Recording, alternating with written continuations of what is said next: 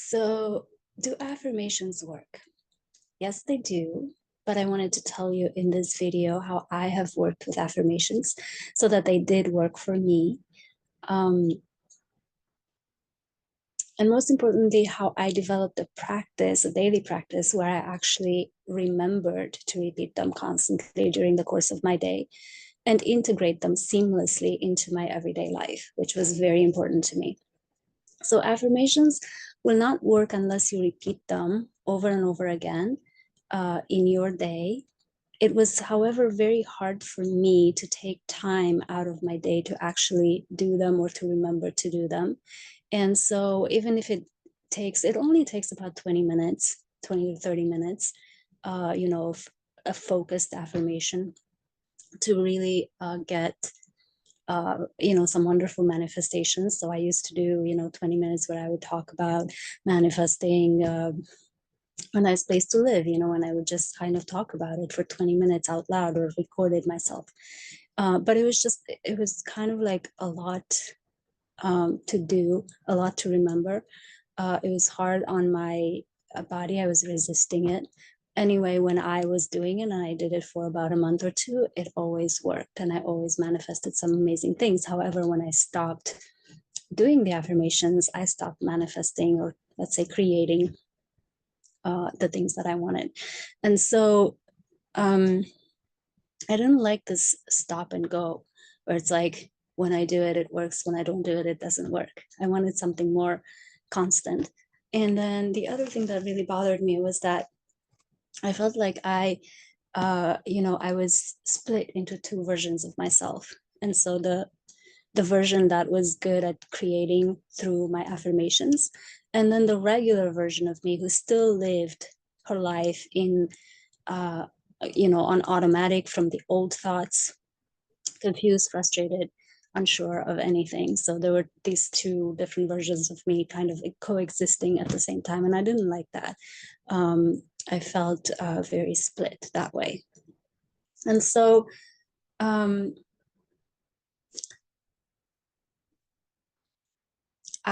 it is said that your thoughts, conscious or unconscious, create your reality.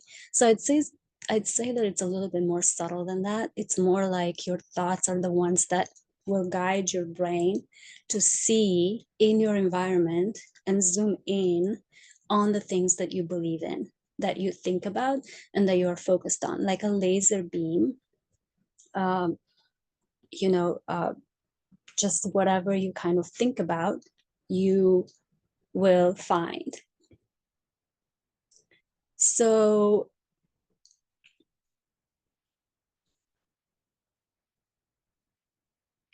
all of a sudden, let's say like all of a sudden you become obsessed with the color red. I don't know, this is a very simple example. And you're just talking about this, I love red, and I'm gonna put it in my room, and I'm gonna, just create with red and whatever let's say you're just obsessed with this color. So all of a sudden your brain will start looking for it, and it will find it. If there are no opposing thoughts, you're all of a sudden you're going to see red cars everywhere. You're going to see like red items of clothing that people are wearing, and you're going to be feeling surrounded by this color red because your brain was given a command from you that you just love red. So as long as there are no opposing thoughts that say, well, there's no red to be found anywhere, your brain will look for it and it will find it. So that's how we are made. We're made pretty simply. The trick becomes that, there are opposing thoughts and that you may not be conscious of them. So anyway, let's look at these opposing thoughts. So let's say that you are looking for clients, and so then money also, right, for your business, and you are not successful. It is because you have opposing thoughts you may not even be aware of. But that's the signal. Not getting what you want means, that's what it means. It means that there are opposing thoughts blurring your view, and they may be unconscious. They may be from your family or from experience from your past, right? And so it's a simple feedback loop that you are given a signal so that you do something about it. So the signal is like, you're not successful here because you need to dig deeper.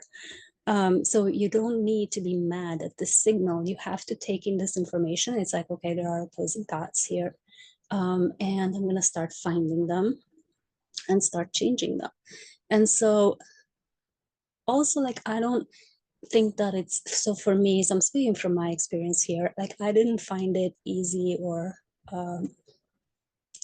just natural to look at my thoughts in the abstract. So I mean, people say, you know, these are like this is a list of money blocks that you may have, and you know, just take one and do the opposite, repeat the opposite as an affirmation. Like, that doesn't work for me very well. So I found through all my research and all my self-development that I have done, and all the amazing people that I have learned from, that you have to choose a specific situation in your life where you failed at, let's say, at getting clients, because that's what we're talking about right now. And you have to analyze it, and you have to do it with a pen and paper. And you don't want to do it in your head, because if you do it in your head, your brain will hijack. It will hijack you and trick you, and you'll go into mental loops and all the buts and the, well, yes, but, or, well, I don't know. And so it just will run you. And the point is for you to run it. And so then if you write it down, writing it down, it just gives you power, because it's an action. And so it will give you power. It'll give a signal to your brain that you are in control of this process, like you are doing something about it. You are writing it down, and it's written down on a piece of paper, and your brain gets the signal that you are in control now. So, you know, you have to analyze the situation. You have to write down some answers to these questions. Like, what was I feeling in that specific situation? So choose a situation in your day. If you are unsuccessful at something, you can find situations in that, unfortunately, you know, maybe daily ones. So find a specific situation and ask yourself, what was I feeling? So I felt frustrated, angry, powerless, beat down, whatever you felt. What was I thinking that made me feel this way? So this is a little bit more subtle. Your thoughts may be still hiding. If you're still not successful, your thoughts may be still hiding.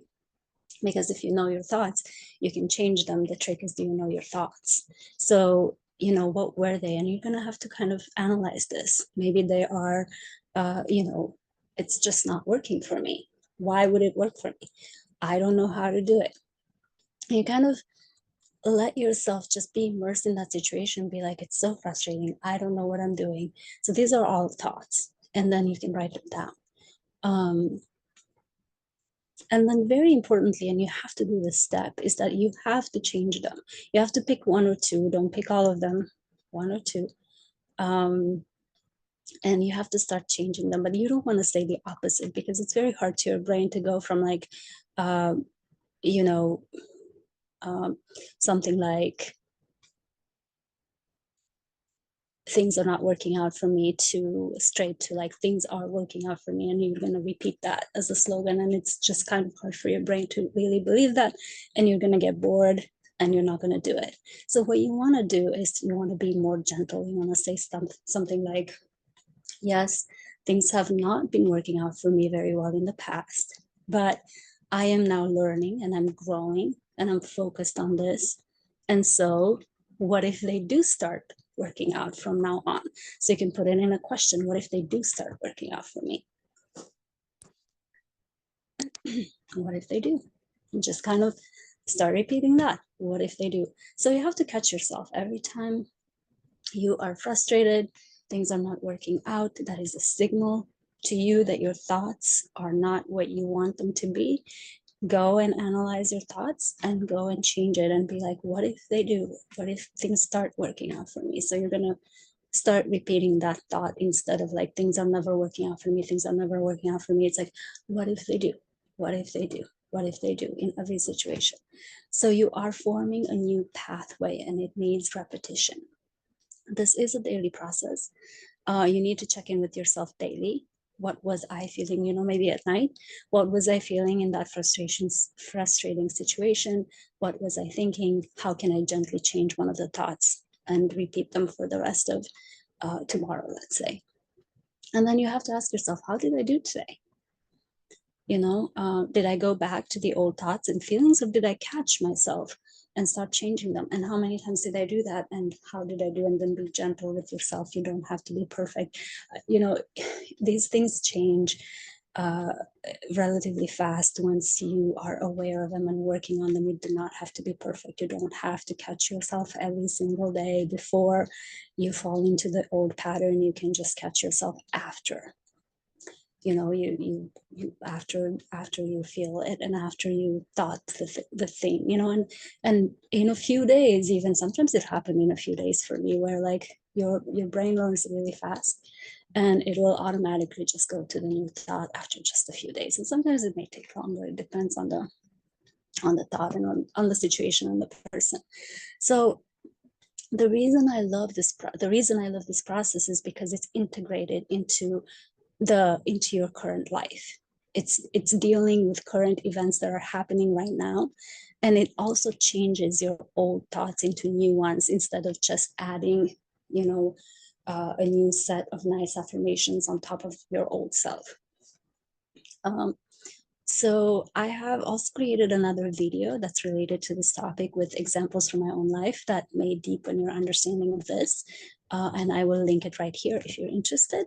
And then, do you have an area in your life that needs some analysis and improvement? And you can follow, some of these steps outlined in here, or you can reach out to me for a private session. My email is going to be in the description below. And please like, share, and subscribe if you like this video. And thank you.